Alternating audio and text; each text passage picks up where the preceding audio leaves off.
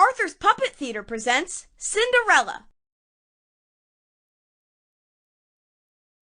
Welcome to Arthur's Puppet Theater, where you choose what happens. First, choose who's playing each part. Who do you want to play the lead role? Hey, thanks! Who should be the fairy helper? Cool! Who should be the prince? All right! And that means DW is the narrator. Yes! And now, on with the show!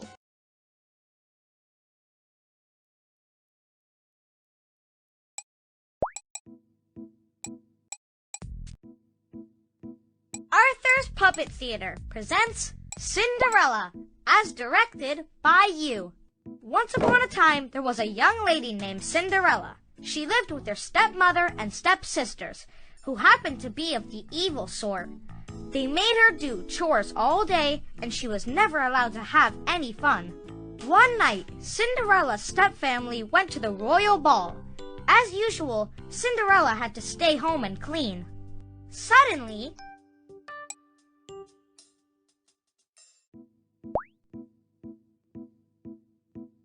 a fairy inventor appeared. Ha ha! I'm here! Ah! Who are you? Why, I'm your fairy inventor. My science project for today is to get you to the royal ball. Then the fairy inventor aimed her transcombobulator at Cinderella and said, Fasten your seatbelts. This could be a bumpy ride. Oh, wha-bam! and quicker than you could say fashion makeover, Cinderella's rags turned into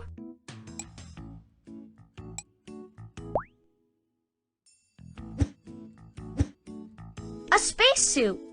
Space gear process is complete. Over. The fairy inventor aimed her transcombobulator again and said, I hope this works. Last time, half the kingdom lost power. Kapow! and in the blink of an eye, Cinderella's old shoes transformed into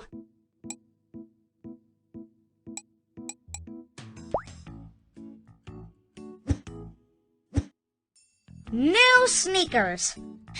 Now I can slam dunk in zero gravity. Over.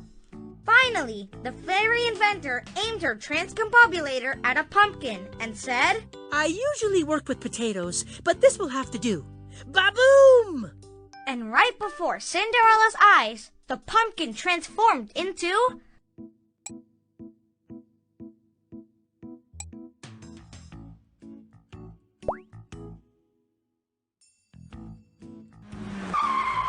a fancy sports car. Roger that. It's out of this world. Over. Hey, it worked! That's surprising. Oh, by the way, the warning label says you must return by midnight or else. Well, I have to transcombobulate out of here. Bada bing, bada boom. Cinderella couldn't believe it. She was finally gonna have some fun. She jumped in the fancy sports car and sped off to the royal ball.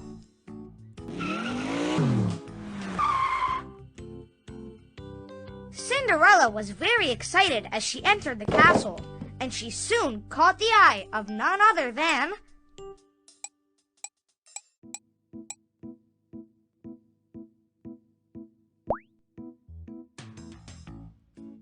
Prince Megastar.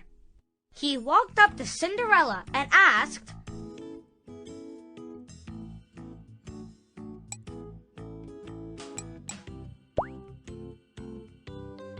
Darling, you look almost as good as I do. Shall we dance?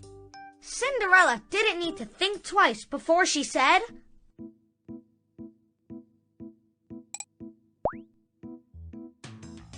Set the controls for Planet Chicken Dance and the Awesome Nebula. Over. Now, as it turns out, the two of them had such a wonderful time dancing that they lost track of time. And suddenly, the clock began to strike 12. You must return by midnight or else. Bada boom! we scrub this mission and go directly to Blastoff. Over. But darling, what about us? We're trending on social media. Don't make me post a sad emoji. At least give me your account name. But Cinderella had already run off, losing one of her sneakers along the way.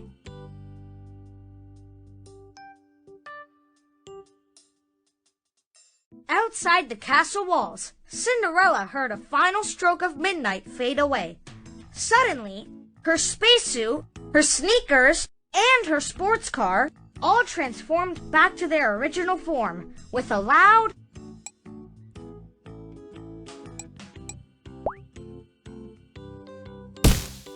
Cinderella exclaimed, I wonder if you can eat a pumpkin that you were just riding inside.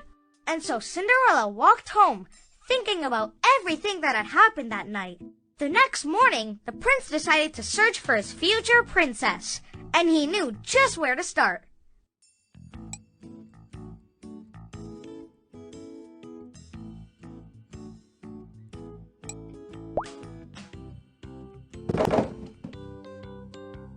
His own ballroom. Perhaps she is hiding under a table. Ahem. Darling, it is I, the handsome prince. Come on out. We can take a selfie.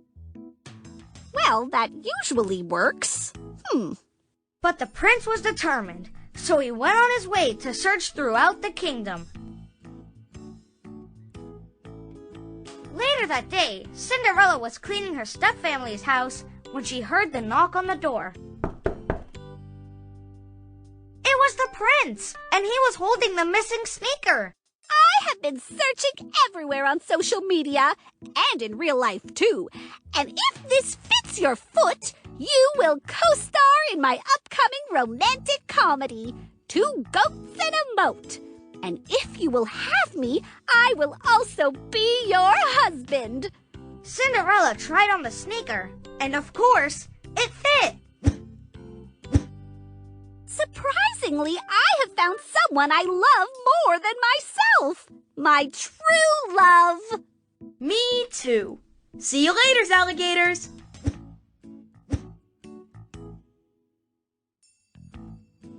So Cinderella and her prince returned to the palace and lived happily ever after. And the moral of the story is, if you ever have the chance to dance in a castle, do it. You never know who you might meet. The end.